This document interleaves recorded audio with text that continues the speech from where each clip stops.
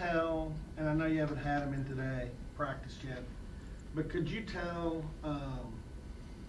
what a 4-0 non-conference mark has done for this team from a confidence standpoint? How much further maybe you are along in that regard since fall camp?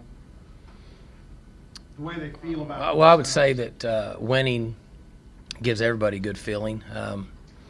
My guess would be when they walk on campus, people are telling them that they're doing good and playing great games and all that. And I think everybody, whether you're an athlete or just everyday coach or anybody in any job style, you like when people tell you you're doing good. And I would say that they probably feel pretty good about themselves. Can you talk about the Big 12 as a whole, just as you guys start to play and just some of the teams that you're going to face? I mean, obviously 3 of the top 5 teams in the country are in this conference. I mean, really, it's hard for me to focus on anything other than A&M. I mean, it just is.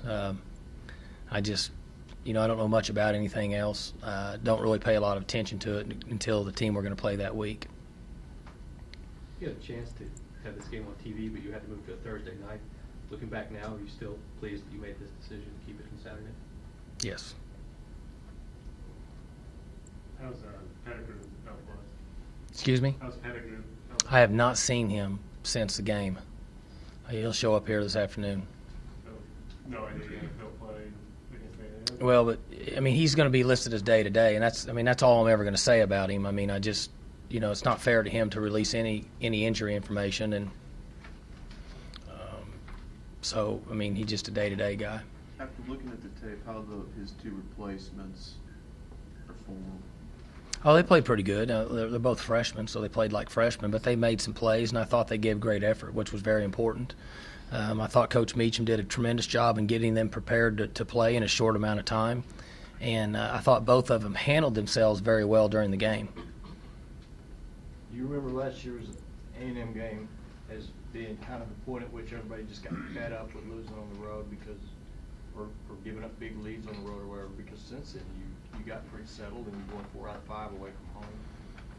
Or is that just the evolution of the program? Yeah, I think it's just maybe more the evolution. I don't know that these guys actually focused as much on the statistical part as everybody else does. I think they have so many things going on that I know that they did not like losing down there, and they did not like losing being that far ahead. I don't know that it ever came to them that tired of losing on the road. I just think the next game we played on the road happened to be the next game. Is that right? I thought so, yeah.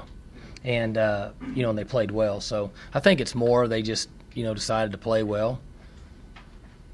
You've never had a game against A&M where you had a completely settled quarterback situation, 4 quarters. First year, you had a bunch of turnovers. Second year, Bobby Reed gets knocked out. Last year, Zach gets knocked out. Yeah, that's interesting, yeah. Hadn't thought about that. I'd like to keep it settled in this game. Yeah. Well, that goes back to the offensive line you're so stubborn Right. about complimenting, because you've still only given up 13 sacks in Dang. a year and a half. You sound like my wife. I just try to tell you that I'm just up front with you. I mean, they're playing good, but they're not playing. I mean, they're not playing much more than good. I mean, they're really not. I mean, they're on their guys, but they're not mashing them and mauling them and like what we would eventually like to get to here. I'm not taking anything from them because they play very good together and they're very cohesive. They understand each other. They talk to each other, and they play well as a group. But they still can get better, and they need to evolve, and we need to evolve as a program to where we can mash people. We're not doing that yet. But they're playing good. If you remember last year at this time, I told you they played average. And in my opinion, they're playing good right now.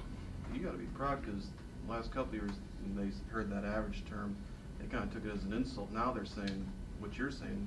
They don't really listen to me anyway. They're just saying we're average, and they said the bar is so much higher. I mean, well, I think that's true, but those guys, they live in their own world with Wick, and they don't really pay much attention to what I say. I mean, they go and they go over there and they do their own practice, and he gets them ready to play, and we go out there and we go after it, and that's just what they do. They're different guys. Dave asked about Keith Toaston. In August, I'd watch him limp around here and wonder whether you were going to get anything out of him. Mm-hmm. beyond just a quality backup. He's number 2 in the league in rushing.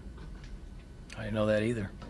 He's been good for us, and again, we're proud of the way he's come on at this point.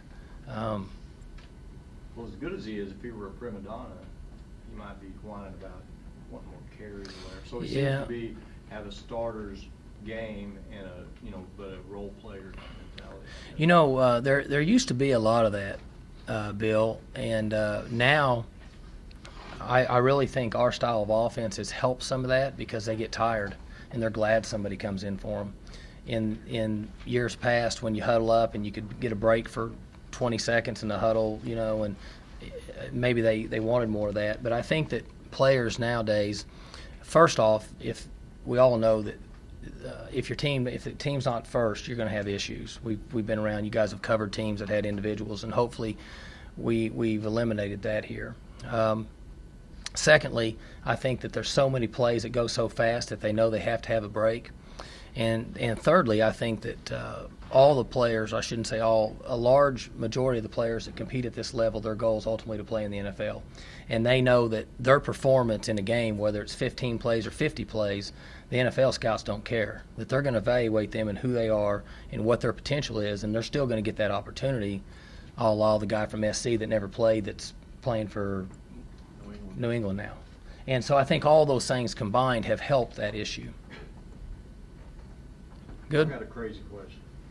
If this team this year were to play the 88 team, who wins? 88 team would blow them away. Really? Quarterback's a hell of a lot better.